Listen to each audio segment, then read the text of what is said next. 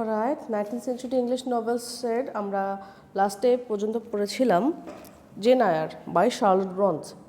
তো আজকে আমরা মোটামুটি আমাদের জেন আয়ারের summary, analysis, themes, motif, symbols এগুলো খুঁটিনাটি জিনিসগুলো দেখা শেষ হয়েছে। আমরা আজকে টেস্ট অফ দ্য ডারবারভিলস নিয়ে একটু আলোচনা করব।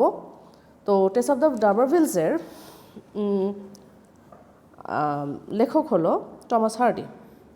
তো টমাস হার্ডি সম্পর্কে বলতে গেলে আমরা এটা তো জানি, আমরা যে নভেলসগুলো পড়ছি এগুলো সব 18th সেঞ্চুরি নভেলস। তো চার্লস ডিকেন্সের পরিচয় বলতে গেলে যে ইংরেজি সাহিত্যের সবচেয়ে আলোচিত লেখক তিনি। প্রতি বছর বিশ্বের কোথাও না কোথাও তাকে নিয়ে গ্রন্থ বের হচ্ছে। তো বিশ্ব সাহিত্যের খোঁজখবর রাখেন এমন পাঠক মাত্রই তার টেস্ট অফ দ্য ডারবারভিল, তারপরে far from the madding crowd, the mayor of Casterbridge, Jude the obscure এই ধরনের উপন্যাসের নামের সাথে পরিচিত।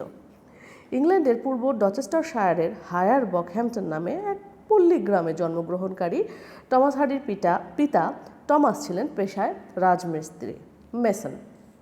আর্থিক সচ্ছলতা না থাকার কারণে মাত্র 16 বছর বয়সে পড়ালেখা ছেড়ে দিয়ে জেমস হিক্স নামে স্থানীয় এক স্থপতির কাছে অ্যাপ্রেন্টিস বা শিক্ষানবিশ হিসেবে কাজ শুরু করেন এই টমাস হার্ডি। তো আমরা কিন্তু টেস্ট অফ দ্য ডারবারভিলস পড়ার আগে টমাস হার্ডি সম্পর্কে জানবো, বিকজ টেস্টে হয়তো টমাস হার্ডির কিছু এমনি তার বাস্তব জীবনের ছায়াও কিছুটা আমরা দেখতে পারি। তো এরপরে টমাস হার্ডির যে রাজমিস্ত্রিয়া থেকে যে একজনের কাছে শিক্ষানবিশ হিসেবে কাজ শুরু করেন। এরপরে লন্ডনের কিংস কলেজে ভর্তি হন। টমাস হার্ডির প্রথম উপন্যাস ছিল the poor man and the lady. এটা আসলে কখনো প্রকাশিত হয়নি, তিনি কোনো আসলে প্রকাশকই খুঁজে পান নাই। এক পর্যায়ে বন্ধু লেখক মেরেডিথের কথায় পাণ্ডুলিপিটি নষ্ট করে ফেলেন টমাস হার্ডি। মেরেডিথ বলেছিলেন লেখাটির মধ্যে বিতর্কিত রাজনৈতিক বিষয় থাকার কারণে প্রকাশিত হতে সমস্যা হতে পারে। এরপর হার্ডির ডিসপার্টে রেমেডিস ও আন্ডার দ্য গ্রিনউড ট্রিজ এই নামে দুটো লেখা বেনামে প্রকাশিত হয়, নাম ছাড়াই। তাহলে আমরা 18th সেঞ্চুরিতে দেখেছিলাম কি যে শার্লট ব্রন্স, তারপরে জেন অস্টেন এরা নিজেদের নাম অ্যানোনিমাস করে লিখেছিলেন। শুধু তাই নয়, পলিটিক্যাল ঝামেলার মধ্যে না জড়ানোর জন্য পুরুষরাও তাহলে বেনামে এগুলো প্রকাশিত করতে থাকেন তাদের লেখাগুলো 18th সেঞ্চুরিতে। কিছুদিনের ভেতরে কবি ও কথাশিল্পী হার্ডি সময়ের অন্যতম প্রধান লেখক হিসেবে আবির্ভূত হন।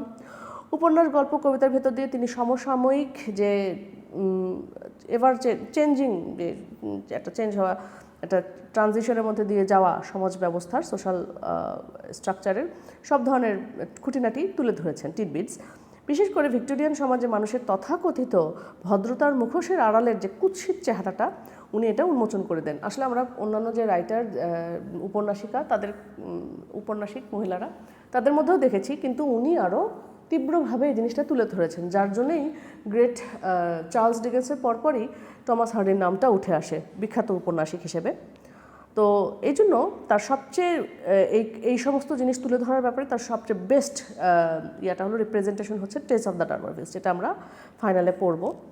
এবং জিউড দ্য অবস্কিউর এই দুটো সেই সময়ের কঠোর সমালোচনার মুখে পড়ে তার এই সমসাময়িক পরিস্থিতি তুলে ধরার জন্য। এই সময় সায়েন্স ভার্সেস রিলিজিয়ন এই ধরনের একটা কন্ট্রাডিকশন একটা ছিল, যে কোনটা ধর্ম আগে নাকি বিজ্ঞান আগে। এই দ্বান্দ্বিক পরিস্থিতিতে তিনি সায়েন্সের পক্ষে অবলম্বন করেছেন। 1869 সালে ডারউইনের দ্য অরিজিন অফ স্পিসিস বইটা প্রকাশিত হওয়া মাত্রই তিনি ওটা পড়ে ফেলেন। এই পাঠের যে প্রভাবটা, তার লেখার প্রভাব তার পরবর্তী সময়ের লেখায় প্রকাশ পেয়েছে। হার্ডির উপন্যাসে ইংলিশ কান্ট্রি সাইড বা গ্রামাঞ্চলের সুদৃশ্য ভূদৃশ্যগুলো, ল্যান্ডস্কেপগুলো খুবই সুন্দরভাবে ফুটে উঠেছে। তিনি নিজে বেড়ে উঠেছিলেন ডরচেস্টারে। এর আশেপাশের জায়গাগুলো হার্ডির অধিকাংশ উপন্যাসের যে সেটিং বা প্রেক্ষাপট হিসেবে তুলে ধরা হয়েছে। যেমন টেস্ট অফ দ্য ডারবারভিলের উপন্যাসে স্টোনহেঞ্জ নামের ঐতিহাসিক স্থানটার বিশেষ গুরুত্ব আছে। আমরা কি জানি স্টোনহেঞ্জ সম্পর্কে কতটুকু জানেন জানি না। স্টোনহেঞ্জ হলো খুবই একটা রহস্যময় জায়গা বলা হয়ে থাকে। ওখান থেকে রহস্যময় কিছু এই বারমুডা ট্রায়াঙ্গেল টাইপের কিছু এলিমেন্টস আছে স্টোনহেঞ্জে। এটার সম্পর্কে কেউ জানেন এটা কীভাবে তৈরি হয়েছে, কারা করেছে এখনও জানা নেই। এটা কিন্তু ইংল্যান্ডে অবস্থিত স্টোনহেঞ্জ জিনিসটা, আপনারা গুগল করে দেখতে পারেন। তো তৎকালীন ব্রিটিশ সমাজে বিয়ে এবং ডিভোর্সের জন্য কঠোর আইন চালু ছিল। হার্ডি কঠোরভাবে সেটার সমালোচনা করেন। 1912 সালে স্থানীয় একটা পত্রিকায় লেখেন, the English marriage laws are the gracious cause of at least half of the misery of the community. বলতেছে যে যেটা লিখেছেন এটার মানে হলো, তর্জমা করলে দাঁড়ায় যে এটাই হলো মানে সমাজের যে হাফ সমস্যার পেছনেই হলো এই ম্যারেজ ল, ইংলিশ ম্যারেজ লটা। আর এছাড়া ওনার জুড দ্য অবস্কিউর এই উপন্যাসে তিনি প্রচলিত সেকেলে বিবাহ আইনের নেতিবাচক প্রভাবটা তুলে ধরেছেন। মানে ওখানে ম্যারেজ লটা খুবই বাজে ছিল সেই সময়। হার্ডি নিজেও ব্যক্তি জীবনে 2বার বিয়ে করেন, 2বারই দাম্পত্য জীবনে উনি সুখী হতে পারেননি। তো তখন ইংল্যান্ডের আইন অনুযায়ী বিয়ের আগে সব সম্পত্তির উপর মেয়েদের সমান অধিকার থাকতো, কিন্তু বিয়ের পর সেই সম্পত্তির উপর সব ধরনের অধিকার চলে যেত স্বামীর উপর। আইন অনুযায়ী কারণ দেখিয়ে স্ত্রীদের মারধর করতে পারতেন স্বামীরা। ডিভোর্সের ক্ষেত্রে ছিল কড়াকড়ি আইন। স্ত্রীর অ্যাডাল্টারি বা পরকীয়া প্রেম প্রমাণ করতে হতো, তা না হলে ডিভোর্স দেওয়া যাবে না। সেটাও একটা জটিল এবং ব্যয়বহুল আইনি প্রক্রিয়া ছিল, বরং সহজ ও ঝামেলাপূর্ণ ছিল বউ বিক্রি করে দেওয়ার বিষয়টি। Thomas Hardy the mayor of Casterbridge উপন্যাসে সেটিই দেখিয়েছেন। সো উনি কত সিরিয়াস ইস্যু নিয়ে আলোচনা করেছেন আমরা দেখতেই পাচ্ছি। উপন্যাসে মাইকেল হেনচার্ড তার বউকে নিলামে বিক্রি করে দেয়। হার্ডির জীবদ্দশাতেই 1913 সালে এই প্রথা বিলুপ্ত হয়ে যায়, আলহামদুলিল্লাহ। আচ্ছা, হার্ডির কাছে আধুনিক ইংলিশ সাহিত্য নানাভাবে ঋণী। মডার্ন যে English literature, Virginia Wolf, D.H. Lawrence, Robert graves, ওনাদের মতো খ্যাতনামা রাইটাররা তার গল্প উপন্যাস দ্বারা ইনফ্লুয়েন্স ছিলেন। অনুরূপভাবে Robert frost, Ezra pound, Dylan Thomas, ওনাদের মতো অনেক প্রখ্যাত কবি তার দ্বারা প্রভাবিত বা ইনফ্লুয়েন্স ছিলেন। কবি হার্ডি সম্পর্কে ডিলান টমাসের বক্তব্য ছিল, one could never write a poem dominated by time as Hardy could. মানে সময়ের সাথে ডোমিনেটেড এরকম হয়ে আর কেউ এভাবে কবিতা লিখতে পারে না লাইক হার্ডি। 1898 থেকে 1928 সালের মধ্যে প্রায় 30 বছর হার্ডি প্রায় 900 কবিতা প্রকাশ করেছেন। এই বিপুল সংখ্যক কবিতার মধ্য দিয়ে তিনি কবি হিসেবেও বিশ্ব সাহিত্যে অনন্য উচ্চতায় আসীন হয়েছেন। এই পর্যায়ে আমরা হার্ডির একটা উপন্যাস ধরে তার মানে সমকালীন সমাজ বাস্তবতা সম্পর্কে যেটা হতে পারে আমরা জানতে পারি, সেটাই হলো ট্রেস অফ দ্য ডারবারভিলস। এই উপন্যাসটিকে আমরা বেছে নেওয়া যায়, 1891 সালে প্রকাশিত।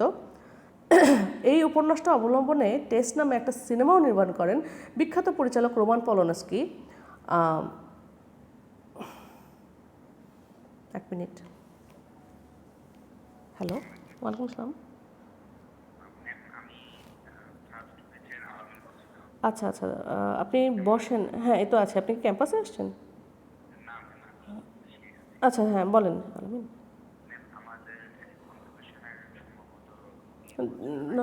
হ্যাঁ হ্যাঁ হ্যাঁ, নভেম্বরে 7 তারিখে। তো আপনি আসলে ভাগে ভাগেও দিতে পারেন, একবারে যে দিতে হবে সব না, কিছু এখন দিলেন, কিছু পরেন দিলেন, এরকম। আর নাজমুল স্যারের নাম তো আপনি জানেন, নাম্বার তো জানেন, স্যার সব ডিল করছেন। স্যার তো কোর্স করেন স্যার এখন, স্যারের সাথে আপনি ডিটেলস সব জানতে পারবেন। আর আমার কাছে আর কিছু জানার থাকলে বলেন। না, আপনি এক ধাপে 2 ধাপে দিতে পারেন, সমস্যা নেই। এখন কিছু দিলে 1-2 হাজার দিতে পারেন, পরে বা 3.5 করে দিলেন, এরকম আপ টু ইউ। ঠিক আছে, ওকে। হ্যাঁ, আচ্ছা, আমরা যেখানে ছিলাম, বিখ্যাত পরিচালক রোমান পলোনস্কি 1979 সালে টেস্ট নামে একটা সিনেমা নির্মাণ করেন। উনি এটা 6টা বিভাগে অস্কার মনোনয়ন পেয়ে 3টা বিভাগে জয়লাভ করেছেন। সো টেসও একটা ভালো উপন্যাস, এটা নিয়ে অস্কার উইনিং মুভিও বানানো হয়েছে। সমস্ত উপন্যাস জুড়ে উপস্থাপিত হয়েছে নিরপরাধ টেসের যে ভোগান্তি, যার জন্য সে মোটেও নিজে দায়ী নয়। সো গল্পটা শুরু থেকে শেষ পর্যন্ত বেদনার। প্রোটাগনিস্ট টেসকে আমরা সার্থক ট্র্যাজিক নায়িকা বলতে পারি। পুরো সমাজ কাঠামোটাকেই এখানে অ্যান্টাগনিস্ট হিসেবে দেখানো হয়েছে। সো এটা তো গেল টমাস হার্ডি, তার জীবন। এরপরে আমরা দেখব হলো টেস অফ দ্য ডারবারভিলের কাহিনীটা, হ্যাঁ, ওভারঅল সারমর্মটা। তো সারমর্মটা এটা আমরা প্রত্যেকটা ক্যারেক্টার এগুলো তো বুঝে বুঝে পড়তে হবে। আমরা নেক্সট দিনে সারাংশটা পড়বো, ঠিক আছে, নেক্সট ক্লাসে। ওকে, আজকের মতো শেষ করছি।